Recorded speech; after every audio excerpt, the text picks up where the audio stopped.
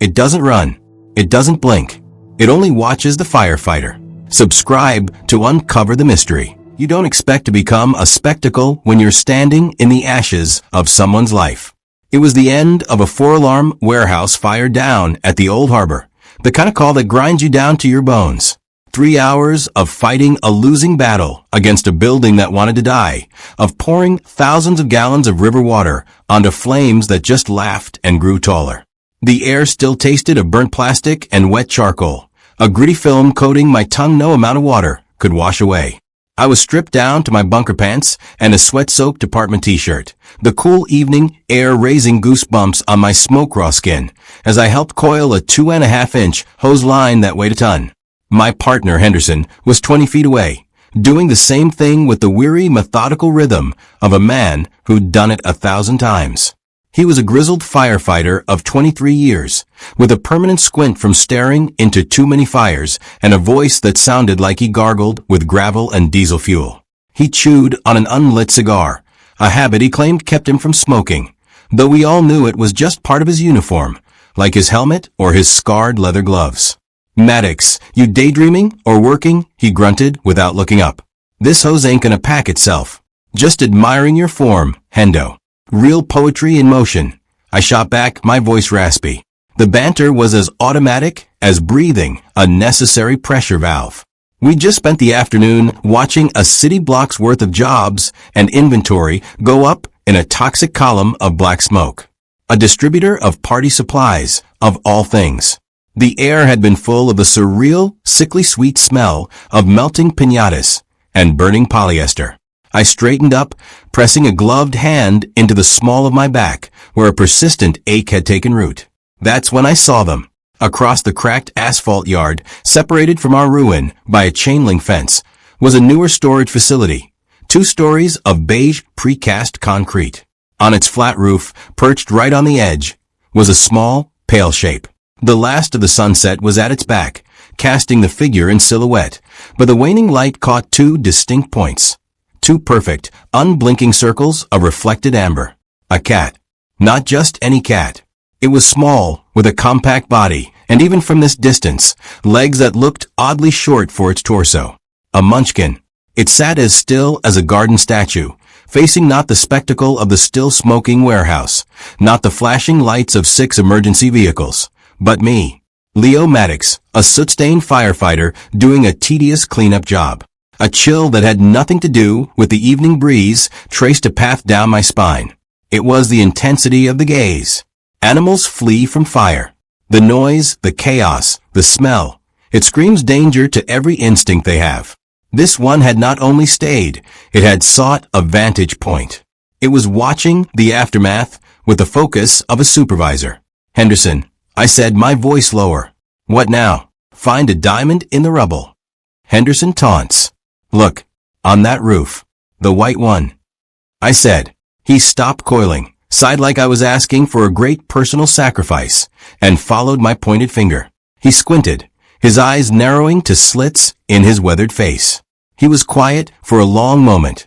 "I see it," he said finally. His tone lost its edge, becoming flat, observational.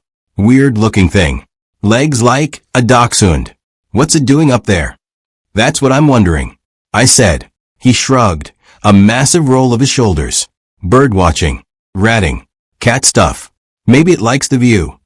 He went back to his hose. "City's full of strays, kid. This one's just got a taste for industrial drama." He was right, of course. Logically, he was absolutely right. But logic was getting crowded out by a creeping sense of recognition. This wasn't the first time. The first time was exactly 1 week earlier, after a call that leaves a different kind of residue. It had been a T-bone collision at the intersection of 5th and Mercer, a brutal meeting of sedan and SUV just after midnight. We were first on scene for extraction and medical. It was a bad one, the kind where the jaws of life feel less like a tool and more like a desperate, screaming argument with twisted metal. We got 2 people out. One didn't make it to the hospital. After the ambulance taillights had vanished, taking the living and the dead away, there's always a hollow, silent pause. The adrenaline bleeds away. leaving you cold and too aware of the smell of spilled gasoline, coolant, and other darker fluids. The street is littered with glass that glitters like evil confetti under the patrol car lights.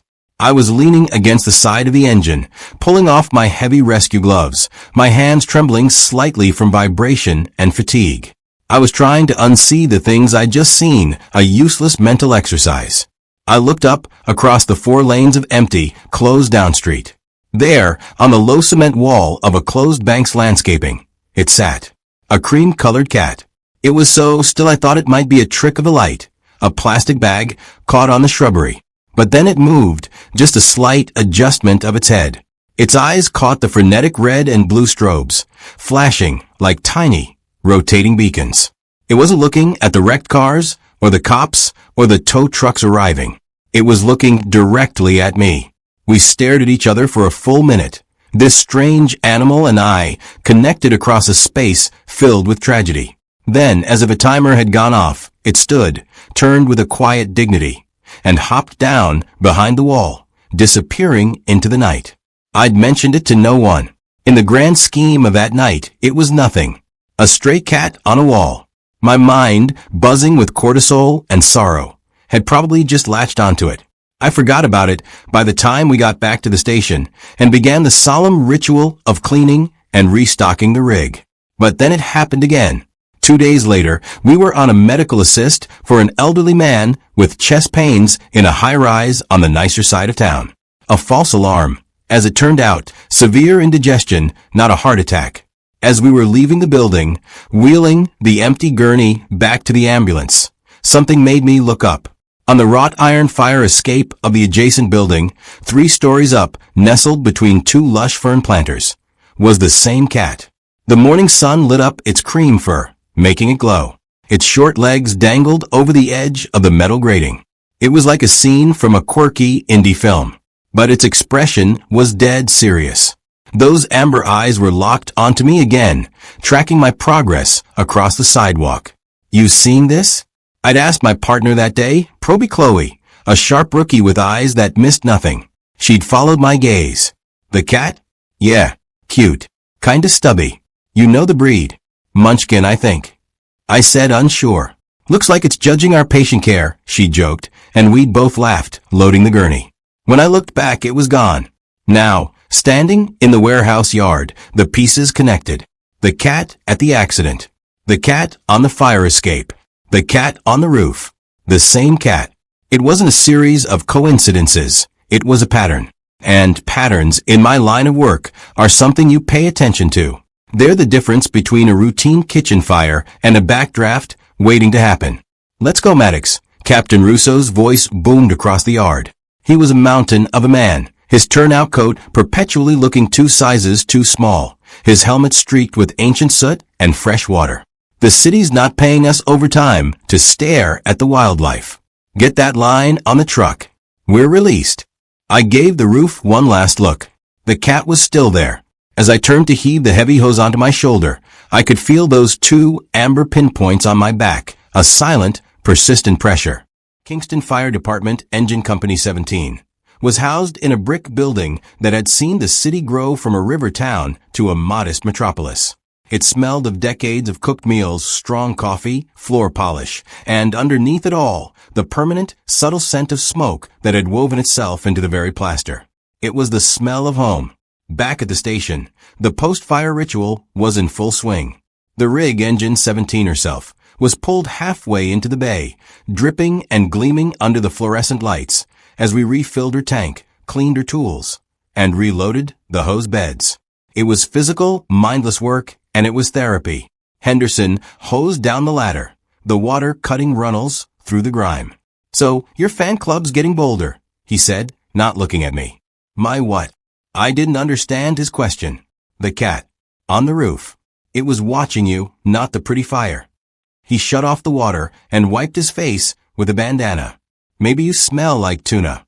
Chloe, who was checking the oxygen levels on the SCBA bottles, chimed in. "Wait, the stubby-legged cat? From the medical call? It was here tonight." "Same one," Henderson confirmed. "Perched like a gargoyle. Maddox here's got a stalker with paws." "It's not a stalker," I said, a little too defensively. It's a stray. It's probably living around those industrial yards. We're the most interesting thing that happens over there. Captain Russo walked out of his office, a clipboard in his hand. He had a way of listening to conversations without seeming to. A cat, he rumbled. Where? Seen it on a few calls now, Cap, Henderson supplied. Little off-white thing. Always just watching. Russo's eyes, shrewd and perpetually assessing, settled on me. You're sure it's the same one? Pretty sure, Cap. It's distinctive. He nodded slowly. Animals are strange. They get routines.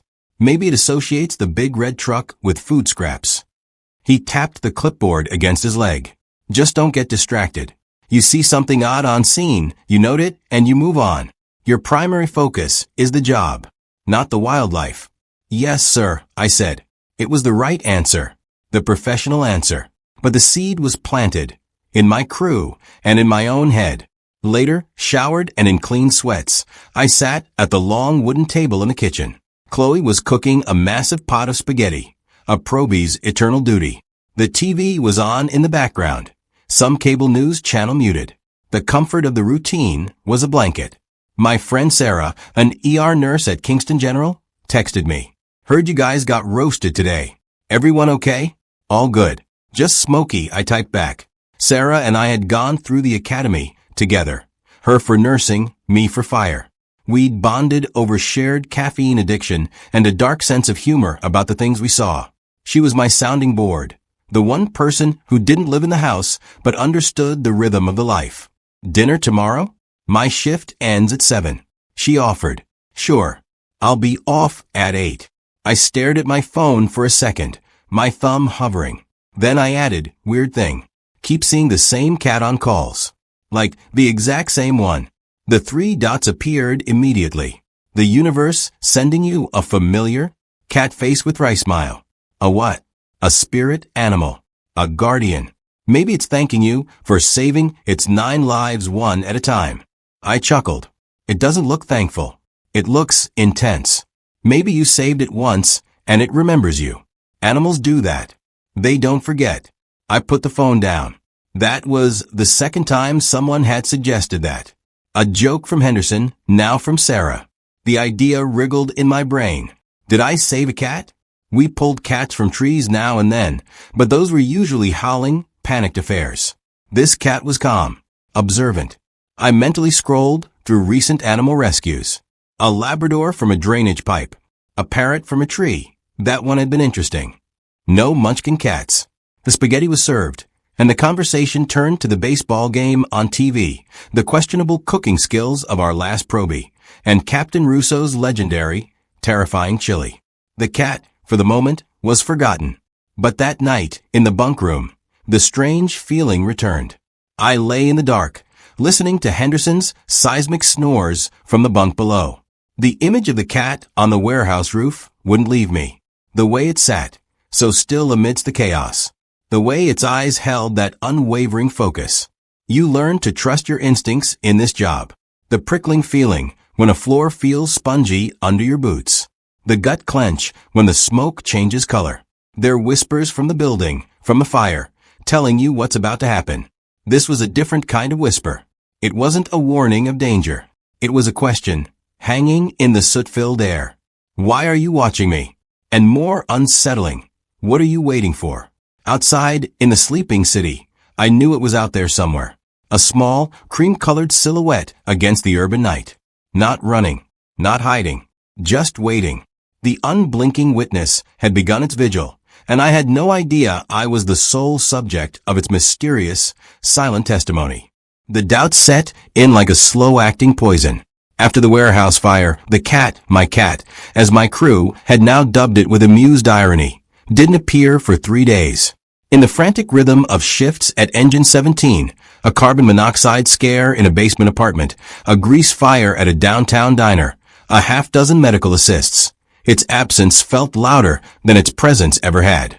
I found myself scanning rooftops, alley mouths, the perimeters of every scene, not with curiosity anymore, but with a nagging, anxious need. Had I imagined it? had a series of similar-looking strays and a tired, stressed brain woven them into a single, obsessive narrative? That's the insidious thing about this job. It rewires your nervous system for threat detection. The sound of a car backfiring becomes a structure popping. The smell of a neighbor's barbecue is, for a split second, a working fire. Hypervigilance isn't a symptom you show up with, it's a tool you're given, and sometimes you can't put it down. Was I now seeing patterns in the stray animal population of Kingston? Manufacturing a mystery because my mind, constantly braced for chaos, couldn't handle the quiet? I met Sarah for dinner at the Mason Jar, a pub we frequented, because it was halfway between the station and the hospital, and they didn't mind if we looked a little shell-shocked. Over burgers and beers, I laid it out. "So the cat's gone," I said, pushing my fries around the plate. Maybe Henderson was right. It was just a weird coincidence. A few different cats, my brain glued them together. Sarah took a sip of her cider, her nurse's eyes, used to assessing people, reading between the lines of symptoms, studying me. She had a calm, grounded presence that was the perfect antidote to Firehouse chaos. Or maybe it's on vacation, scouting new firehouses. You're not the only show in town, Leo. I managed to smile. That's what I'm thinking. I'm probably just over-indexing, seeing connections that aren't there. It happens. It happens to everyone who does what we do, she said gently. Your brain is a pattern recognition machine that's been trained in life or death scenarios. It's going to see patterns, even in the mundane. Maybe this cat or cats are a pattern, a harmless one. Maybe it's your guardian angel checking in. There it was again, the guardian angel line. This time, it didn't feel like a joke. It felt like a diagnosis, a way to pathologize the unease. Oh, Leo's just got a little PTSD, seeing guardian angels in alley cats. It was cleaner, more acceptable than the stubborn, creeping certainty that something genuinely strange was occurring. Yeah, I said, forcing a finality into my voice. Guardian angel. Probably. But the universe, it seemed, had a wicked sense of timing. 2 nights later, we had a slow shift. A blessedly quiet Wednesday. I was on the watch desk, a chore that involved monitoring dispatch traffic and doing light paperwork. The house was quiet. Henderson was snoring in a recliner. A sports highlights show flickering silently on the TV. Captain Russo was in his office. Proby Chloe was meticulously polishing the already gleaming chrome on the engine. Boredom is a rare commodity in our world, and it's dangerous. It lets the mind wander into places it usually doesn't have time for. My phone was in my hand, my thumb mindlessly scrolling through the digital void of social media. Memes. A friend's vacation photos in some place with 2 blue water. A news article I'd skim. Then an algorithm prompted by my location or some other digital sorcery served me a post from a local group. Kingston lost and found pets. The photo stopped my thumb mid-swipe. It was a close-up, a professional-looking portrait of a cream-colored munchkin cat. The caption read, "Lost, my best friend Biscuit. Last seen near Collingwood Park area 4 weeks ago. He is shy, sweet, and probably very scared. Cream coat, amber eyes. He has a distinctive small scar on his left front paw pad from a kittenhood adventure. Please, if you have seen him, message me. Reward for his safe return." The air in the watch room felt suddenly thin. My heart did a slow, heavy roll in my chest. Biscuit. It was him. The shape of the head, the roundness of the eyes, the particular shade of off-white fur. It was the cat from the roof, from the fire escape, from the accident scene. My first reaction was a flood of relief, so powerful it was dizzying. I wasn't crazy. The cat was real, specific, and documented. It had a name. It belonged to someone. The mystery wasn't in my head. It was on my phone screen. Then, the second wave hit. Cold, logical doubt. Hold on. Kingston wasn't a tiny village. Could there be more than one cream munchkin cat? It was a distinct breed, but not impossibly rare. The poster said shy, sweet. The cat I'd seen was stoic, observant, a predator assessing its domain. The cat in this photo looked softer, more domesticated. The eyes in the photo were bright and friendly. The eyes I'd seen were intense, laser-focused. You're doing it again, I chastised myself. Seeing a connection. making it personal. It's a lost pet, and you've seen a stray. That's it. But my eyes dropped to the specific detail. Scar on his left front paw pad. A memory, sharp and clear, cut through the doubt. The second sighting on the fire escape. As the cat had shifted its position, lifting a paw to bat at a dangling fern frond. The morning sun had glinted off its pads. I'd seen a thin, pale line across one of them. I'd registered it subconsciously, a unique identifier, and my brain had filed it away. My thumb zoomed in on the photo. The picture was high resolution. And there, on the lifted left paw, was a faint, whitish line. A healed scar. Coincidence could explain a similar cat. It could not explain a similar cat with an identical, unique scar in the same exact location. The blood rushed in my ears, drowning out the hum of the station's fluorescent lights. It was him, beyond any shadow of a doubt. The cat following me was named Biscuit. He was a lost pet. He had a human who was heartbroken, posting pleas for his return for a month. The questions that erupted then were chaotic, tumbling over each other. Why is he following me? Had he gotten lost and, in his confusion, latched onto my uniform as something familiar? Did I at some point unknowingly feed him? Save him? The thought felt egotistical. But Sarah's joke echoed. Maybe you saved it once. I clicked on the profile of the poster. A woman named Elise. Her account was private. No other clues. The practical part of my brain, the firefighter part trained to assess and act, took over. The why didn't matter right now. The what was clear. A citizen was in distress, a lost family member, furry or not counts, and I had actionable intelligence. I had located the missing entity. My duty was to effect a rescue. But how? I couldn't report it.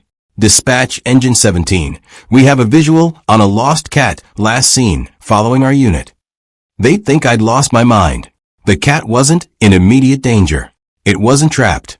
It was, bizarrely, choosing to be near me. The solution was simple, direct, and squarely in my skill set. I had to contain the situation. I had to catch him.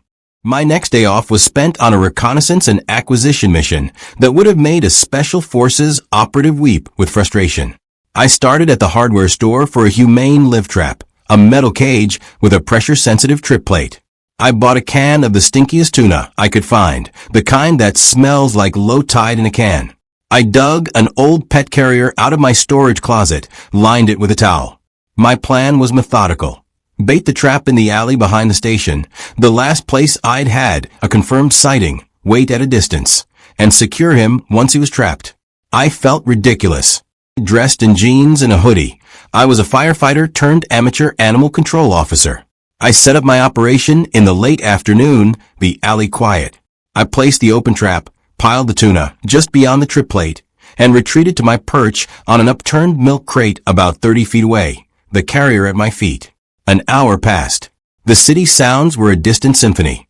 Pigeons cooed on a power line. The tuna scent wafted towards me, nauseatingly potent. Nothing. Doubt crept back. Maybe he'd moved on. Maybe this was all a grand delusion. Then, as the shadows began to lengthen, he appeared. Not from the direction I expected, but from a gap between two buildings across the alley. He emerged silently, a puff of cream against the gray brick. He didn't slink or creep. He walked with a deliberate, calm purpose into the center of the alley and sat down. He looked at the trap. Then he slowly, deliberately, turned his head and looked directly at me. My breath caught. This was new. This was acknowledgement. He looked back at the trap, then at me again. It was an unmistakable gesture of assessment. I see your contraption. I see you. Now what? He stood and began to stroll, not toward the trap, but along a parallel path, his eyes never leaving me. He was conducting his own inspection. He came closer than he ever had before, 15 feet, then 10. I could see the individual hairs of his fur, the delicate whiskers, the intelligent gleam in those amber eyes. And as he turned, lifting his left front paw to step over a crack in the asphalt, I saw it clearly. The thin, pale scar running across the central pad. Confirmation. This was Biscuit. Hey, buddy, I said, my voice low and soft, the tone we use for scared victims. It's okay. I'm trying to help you. Get you home. His ears twitched at the sound of my voice. He took another step, then stopped. We were in a standoff. He was well within my reach if I lunged, but I knew any sudden movement would send him bolting. The trap was useless. He understood its purpose with a frightening clarity. For a long, stretched minute, we just existed in that alley together. The frantic mission faded. In its place was a strange, quiet communion. I wasn't looking at a lost pet anymore. I was looking at a conscious being with its own agenda. The intelligence in his gaze was unsettling. This was no panicked, starving stray. This was an animal on a mission. The spell was shattered by the grinding whine of a garbage truck turning onto the far end of the alley. In a flash of movement so fluid it seemed to defy physics, Biscuit was gone. Not a frantic scramble, but a silent, efficient retreat into the same gap he'd appeared from. I sat there, stunned. He hadn't run for me. He'd run from the truck, and he hadn't gone far. As I stood, gathering my utterly useless trap and the now-revolting can of tuna, I saw him. He was back on the low wall across the alley, sitting calmly, watching me pack up my failed operation. He hadn't fled the area. He'd just repositioned. He wasn't afraid of me. He was managing me. The realization was a cold splash of water. My simple plan, catch the lost cat, return him, had crashed against the rock of the cat's own profound will. He didn't want to be caught, but he also didn't want to leave. Why? The dynamic shifted after that. It was subtle, but I felt it in my bones. Biscuit's appearances became more frequent, almost brazen. 2 days after the alley debacle, we had a call for a minor oven fire in a townhouse. As we were wrapping up doing our final check, I saw him sitting on the hood of a parked car half a block down, licking a paw as if bored by the proceedings. Henderson saw him too. Well, I'll be damned. The fan club's back. You must have put out a better show this time. The next day, during a long, hot afternoon of hydrant testing in the neighborhood, he appeared in the shade of a stoop, watching us work from a cool patch of dirt beneath a shrub. He was no longer just a silent watcher from the edges. He was a constant, a fixture. And with his increased presence came a strange, unspoken communication. I found myself nodding at him when I saw him. Morning, I'd mutter as I climbed onto the rig. Once, during a lull at a false alarm at a pharmacy, I was standing by the engine, and he was across the street under a bench. I spoke softly, not moving. You gonna tell me what you want? He just blinked, slow and deliberate. It was the blink that got me. Cats do that. A slow blink is, in their language, a sign of trust, of affection. It's a cat kiss. This felt different. It felt like punctuation. Like he was saying, I heard you. The mystery had fundamentally changed. The question was no longer, what is this cat? That was answered. He was Biscuit, a lost munchkin with a scarred paw. The question now, the one that hummed in the back of my mind during every quiet moment, was infinitely more profound and unnerving. Why is he doing this? He wasn't lost in the traditional sense. He wasn't wandering, disoriented. His movements were purposeful. His intelligence was evident. He was expending enormous energy and taking real risks to maintain a proximity to me. For a month, animals act on instinct. Food, safety, reproduction. None of those fit. I wasn't feeding him. My world of fire and chaos was the opposite of safe. So what instinct was this? Sarah's guardian angel joke didn't seem so funny anymore. It felt like a placeholder for something I couldn't yet name. A debt unpaid. A balance waiting to be restored. The thought was irrational. The stuff of children's storybooks, not the logic-driven world of smoke and hose lines I lived in. But as I lay in my bunk that night, the image of Biscuit's calm, scarred face floating behind my eyelids, I couldn't shake it. This was a vigil. He was waiting for something. And the terrifying, exhilarating thought was, I was somehow at the center of whatever he was waiting for. The curtain had been pulled back just enough to show me the stage, but the play hadn't begun. I was in the dark, with only those two unblinking amber eyes to guide me, waiting for a cue I didn't understand. Routine in a firehouse is sacred. It's the bedrock you build sanity on between the screams of the alarm. And over the next 2 weeks, Biscuit wove himself into the sacred tapestry of Engine 17's routine. He was no longer a mystery. He was a mascot. Henderson christened him the Shadow. Because he's short, dark when he's sooty, and follows Maddox everywhere, he'd say with a grin, chomping his unlit cigar. Captain Russo, ever practical, just shook his head and muttered about city ordinances. But even he'd glance out the bay doors sometimes, as if expecting to see a pair of amber eyes glowing in the dusk. Biscuit's appearances became more frequent, almost casual. During a long, hot afternoon of hydrant testing in the Maple Grove neighborhood, he sat regally in the shade of a sprawling oak, watching us wrestle with wrenches and geysers of water. At a minor fender bender on Jefferson, he observed from the top of a newspaper box, his tail twitching as we directed traffic and filled out reports. He was even spotted during a small trash fire behind Luigi's Pizzeria, perched on the lid of a dumpster, safely upwind, his nose wrinkling at the smell of burning cardboard and pepperoni. The crew had fully embraced the lore. Proby Chloe started keeping a can of tuna in her locker, just in case we need to lure our cat. We'd point him out to each other with a nod, a quiet, "Shadow's here." It was a game, a bizarre running joke that took the edge off the harder days. I played along, but the unease never fully left me. The why was a splinter in my mind I couldn't dig out. I'd settled on a plan. If he ever got close enough, if the opportunity presented itself without risking him bolting into traffic, I'd try to secure him. I'd saved the lost poster contact in my phone. Elise, Biscuit's mom. My duty was clear. But the cat, with his maddening intelligence, never gave me the opening. Then came the car fire on the interstate, and the game stopped being funny. It was a late model sedan, fully involved, pulled over on the narrow shoulder of I-84. Black, acrid smoke plumed into the sky, visible for miles. Traffic was a snarled, honking nightmare. As we pulled up, the flames were chewing through the passenger compartment, licking at the base of the windshield. The driver was out, safe and shaken, but the real danger was under the car, a growing pool of burning gasoline and the ominous silhouette of the fuel tank, beginning to blister in the heat. Defensive attack. Captain Russo barked, "Cool that tank. Don't get in front of it." Henderson and I hauled a pre-connected hose line. The heat was a physical force, even from 20 feet away. We opened the nozzle, sending a heavy stream of foam solution onto the pooling fire and the undercarriage. The water hit the superheated metal with a vicious hiss, exploding into steam that mixed with the black smoke. The world shrank to the roar of the fire, the shout of the water, the feel of the hose bucking in my gloves. Then came the bang. It wasn't the fuel tank. It was the right rear tire succumbing to the heat. The sound was a cannon shot in the confined space between the rig and the guardrail. A piece of shredded rubber whizzed past my helmet. Instinct made me flinch hard.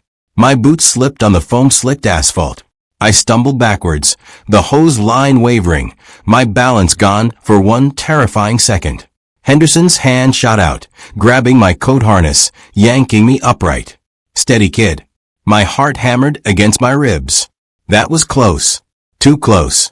As I regained my footing, my eyes, scanning the chaotic periphery out of habit, found him. Biscuit. He wasn't on a roof or a distant wall. He was close, maybe 15 yards away, pressed so low against the concrete guardrail he seemed part of it. His body wasn't coiled to run. It was taut, stretched, every muscle defined under his soot-dusted fur. His ears were flat, his whiskers forward, and his eyes, those wide amber discs, were not on the spectacular, roaring fire. They were locked on me. His gaze was a laser of pure, undiluted alarm. It was the posture of an animal witnessing a threat to its something, to its pack, to its charge. In that frozen slice of a second, amidst the diesel stink and the screaming heat, a cold understanding washed over me. This wasn't observation anymore. This was protection, or the desperate desire to offer it. We knocked the fire down, overhauled the smoldering wreck, dealt with the environmental cleanup. The whole time, a cold knot sat in my gut. Biscuit vanished after my stumble, but the image of him, poised in panic for me, was burned into my mind more vividly than the fire. That night, back in my apartment, the silence was deafening. I couldn't sleep. Sarah's texts went unanswered. I stared at the ceiling, playing the scene on a loop. The bang, the stumble, the cat's tense form. The words didn't feel like a joke anymore.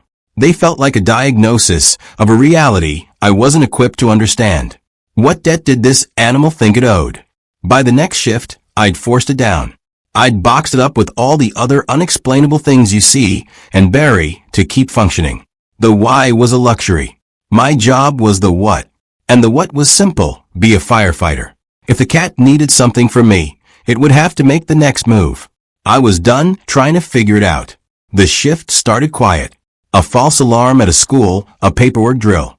The mundane was a relief. I was in the bay, checking the air bottles on the rig, lulled by the routine. Then, the world exploded into sound. The station alarm shrieked, a deafening, pulsating wall of noise that vaporized thought. The red lights began their frantic spin. The dispatcher's voice, usually calm, was sharp with urgency over the speakers. Engine 17, Ladder 11, Battalion 4. Structure fire. Reported working fire with entrapment. 421 Elmhurst. Caller reports flames visible from the second floor and a child trapped. Timeout 1437. The words child trapped act like a synaptic override. Every molecule of fatigue, every philosophical worry about mysterious cats, every single thing that isn't the mission, vanishes. For the next 90 seconds, there is only the dance. The pull of bunker pants, the shrug of coat, the click of the hood, the weight of the helmet, the heft of the SCBA tank onto my back. I am breathing hard before I even move, my heart rate jackhammering. Henderson is a mirror image beside me, his face a mask of grim focus. We swing up into the crew cab of Engine 17 as Captain Russo slams into the officer's seat up front. Go, he barks, and we are rolling, siren screaming, before the doors are fully closed. The ride is a violent, swaying blur of streets and flashing lights. Russo is on the radio, getting updates. Battalion 4, Engine 17, is responding. We have a hydrant at the corner of Elmhurst and 5th. Confirmed still a person trapped. The crackling reply is grim.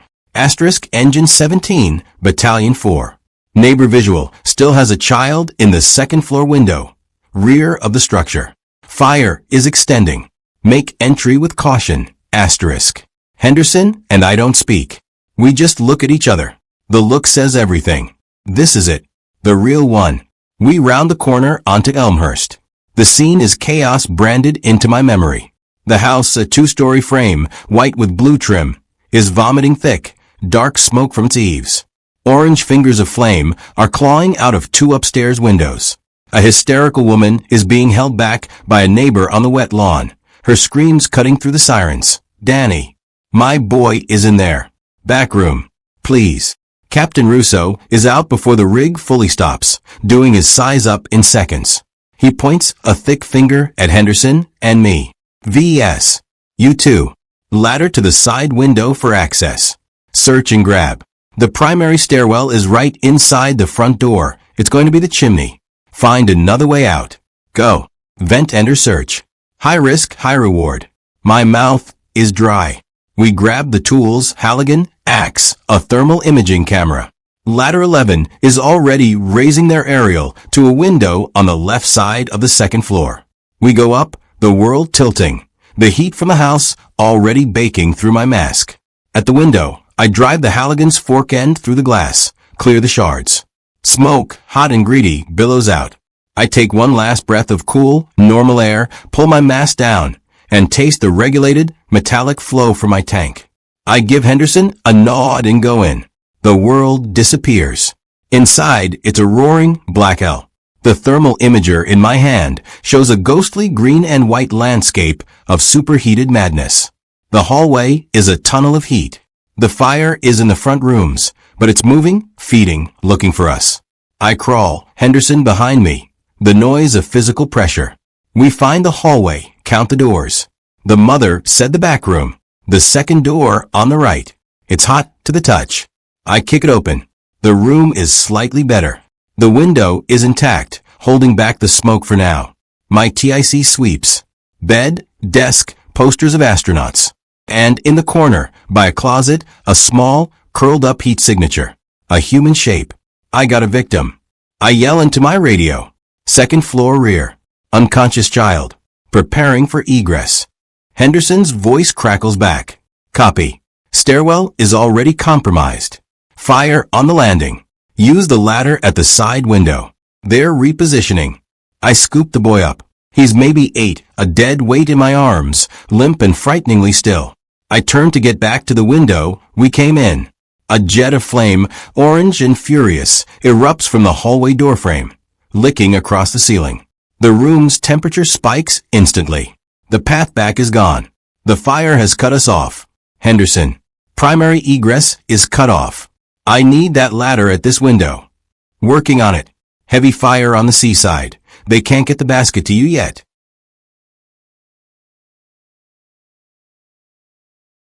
I stagger to the room's window. It's painted shut. I use my elbow, my axe handle, smash the glass. I look out. The aerial ladder is there, but its basket is a good 10 feet to my left, separated by a sheer wall of siding and flame. They can't see me through the smoke pouring from my window. My SCBA alarm begins to chirp. A soft, polite, terrifying sound in my ear. Low air, low air, low air. The boy isn't breathing. I need to get him air. I need to get out. The heat is becoming unbearable, pressing in from all sides. The ceiling above the door is glowing a dull, malevolent orange. Paint is bubbling and dripping like black tears. Panic, cold and sharp, injects itself directly into my bloodstream. This is the calculus. This is the moment you train for, but pray never comes. The air is running out. The exits are sealed. The child is dying in my arms. This is it. The thought is clear, final, and utterly despairing. Then, through the thickening smoke near the floor, I see movement. A small, low shape, crawling, struggling. It emerges into a slight clearing by the baseboard. It's Biscuit. His beautiful cream fur is streaked with wide swaths of black soot. His eyes are wide, the whites visible, watering from the smoke. He is breathing in rapid, shallow pants. He is terrified. But he is here, inside this burning house, with me. Our eyes lock. In his gaze, I don't see animal fear. I see the same fierce, desperate intensity from the interstate. I see purpose. He doesn't meow. He acts. He darts forward, a soot-stained ghost, and swipes a paw at my boot, claws out, scratching the leather. Then he does something utterly bizarre. He lunges and clamps his tiny teeth onto the thick cuff of my turnout pants, tugging with all his might, a low growl vibrating in his throat. Go. I croak, my voice raw. Get out. He ignores me. He lets go, turns and scrambles, not toward the broken window, but across the room to a low, narrow door under the sink. A utility cabinet. I glanced at it, dismissed it. It was too small. Biscuit squeezes through the half-open door, disappears into the blackness, then immediately pokes his head back out. He looks right at me and lets out a sound, not a meow, but a harsh, guttural, almost angry yowl. It is a command. Follow me. Logic is gone. Training is gone. There is only this desperate animal and its inexplicable certainty. With the last of my air and the last of my hope, I drop to my knees, drag the boy with me, and kick the small cabinet door wide. It's not a cabinet. It's an old laundry chute access, long since sealed off from above, but leading not down, but horizontally, into the wall cavity. A tight, dark crawl space. Biscuit is already inside, a faint pale smudge in the gloom. He looks back, chirps urgently, and moves. I shove the boy in ahead of me, onto a layer of ancient dust and insulation, and crawl in after him. It is a claustrophobic nightmare. The space is barely wider than my shoulders. Nails snag my coat. I can't see. I can only follow the sound of scuffling ahead and the occasional insistent chirp from Biscuit, a lifeline in the darkness.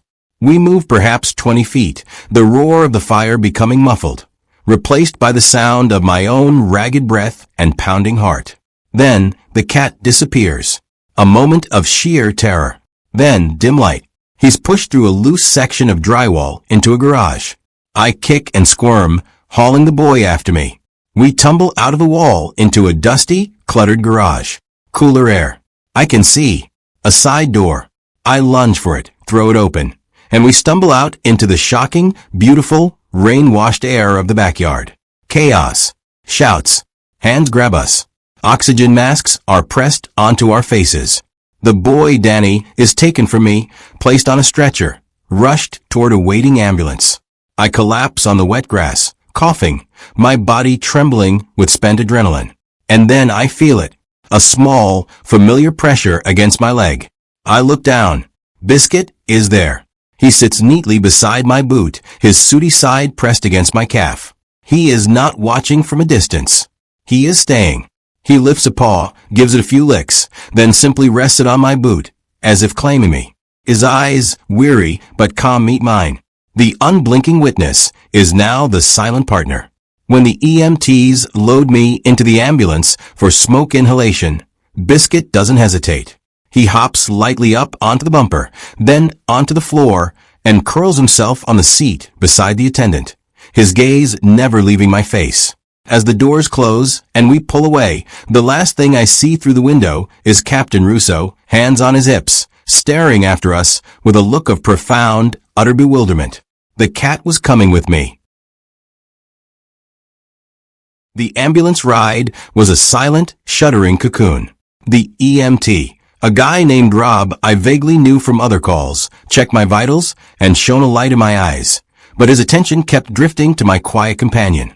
Biscuit sat upright on the jump seat opposite me, his soot-stained fur fluffed, his gaze fixed on my face with an unnerving steadiness.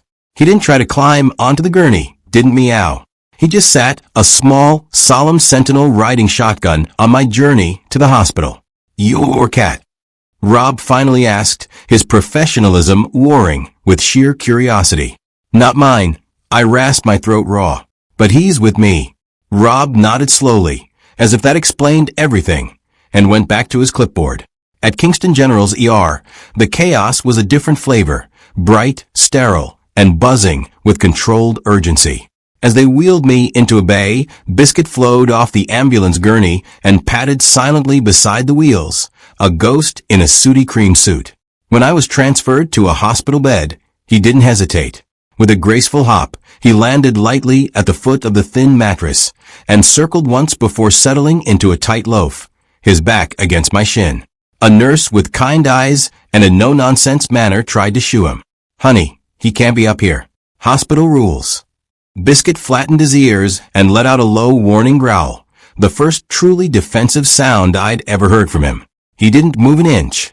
"It's okay," I said, my voice still rough. He's part of the treatment. Trust me." She gave me a look that said she'd seen it all, but this was new. She sighed. "Fine. But if he causes any trouble, or if infection control comes by, he's gone." He caused no trouble.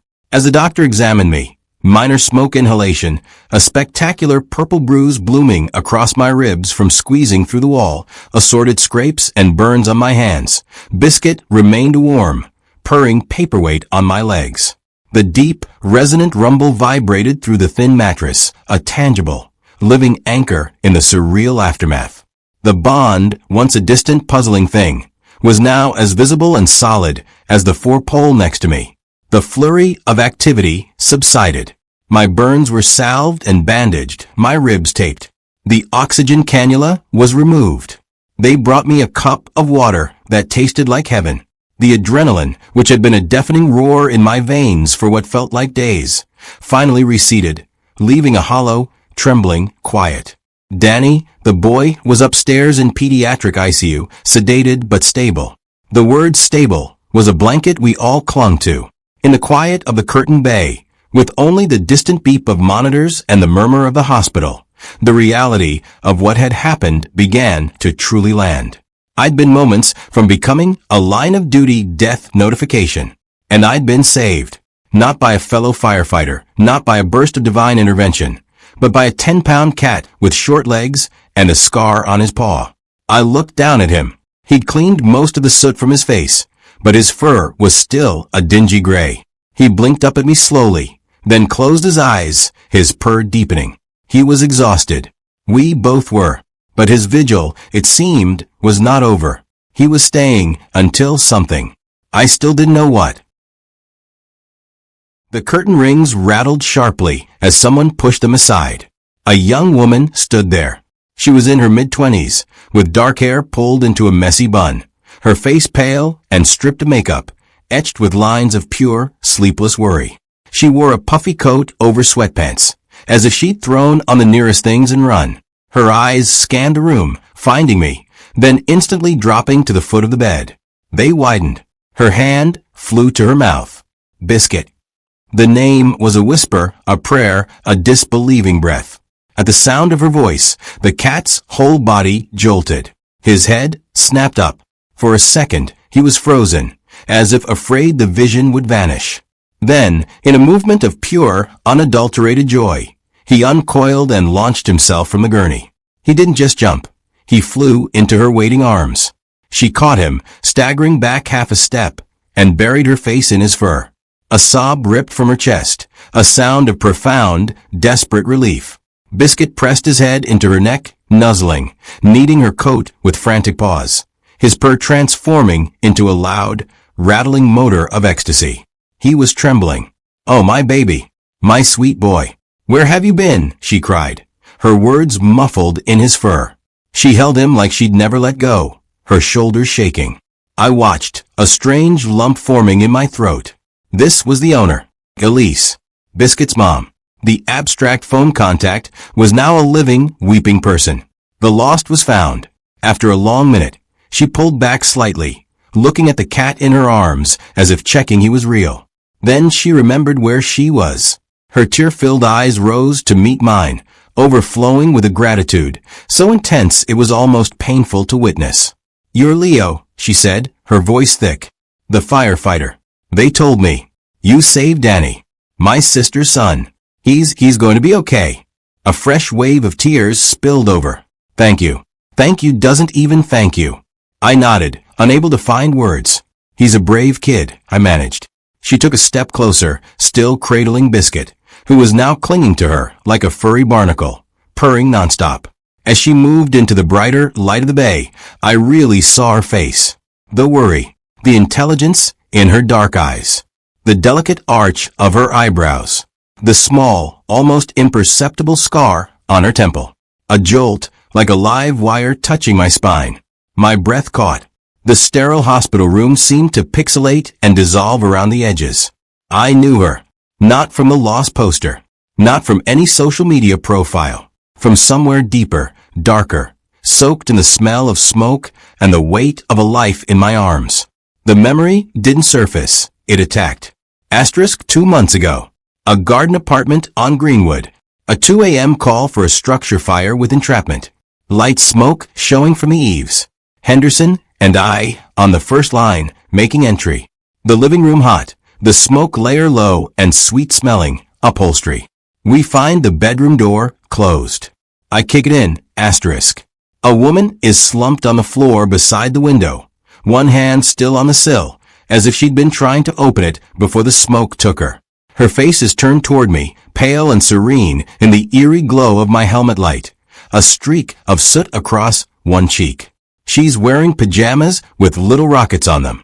I got a victim. Unconscious female. I call out, my voice muffled by my mask. I scoop her up in a fireman's carry. She's light, a dead weight. The smoke is thicker now, the heat rising. I move fast back down the hall, out the front door, into the shocking, cold clarity of the night. Paramedics swarm. I lay her gently on the gurney. An oxygen mask goes on her face. I step back, pulling off my own mask, gulping the clean air, my heart hammering. A good grab. A clean save. As I stand there, my gloves on my knees, the adrenaline making my hands shake, I see movement.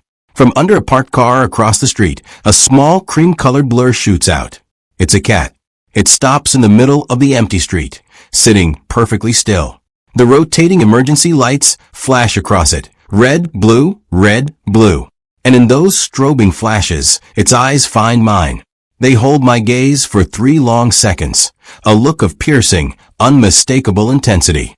Then, it turns and vanishes into the shadow of a hedge. At the time, it was just a detail. One more piece of sensory overload in a chaotic night. I never knew the woman's name. I asked the paramedic later, a standard question. She'll be okay, he'd said. Elise Chun. I'd filed it away and moved on to the next call. The hospital room snapped back into focus. The beeping monitors, the smell of antiseptic, the weight of the bandages on my hands. The woman in front of me, Elise Chin, was the woman from the floor.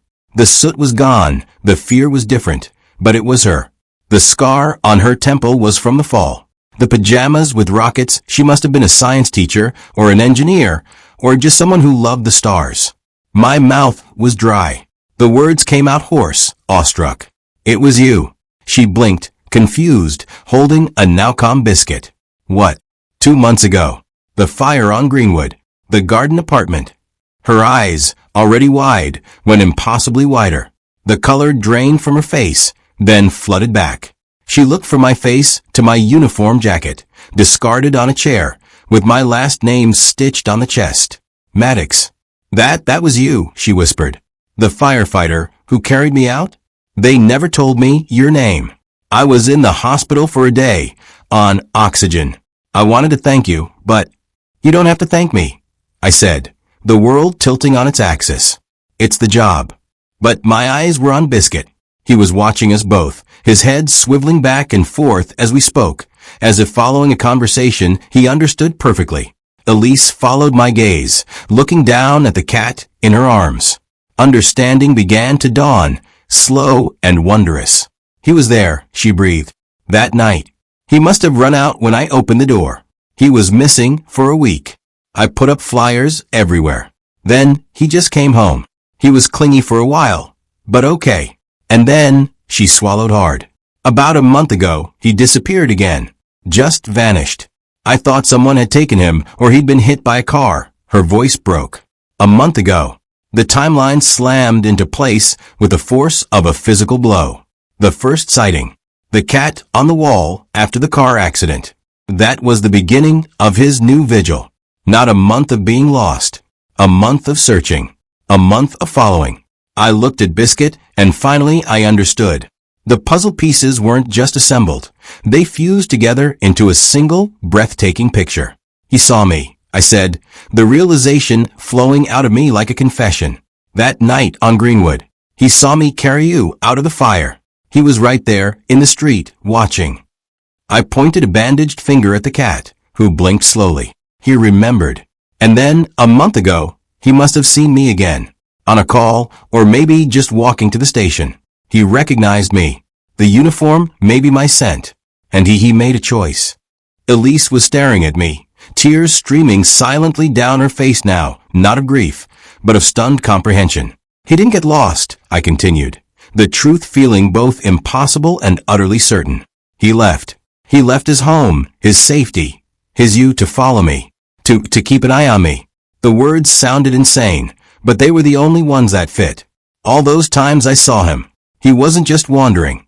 He was watching, waiting, for what I didn't know. But now I do. I met her eyes across the quiet space.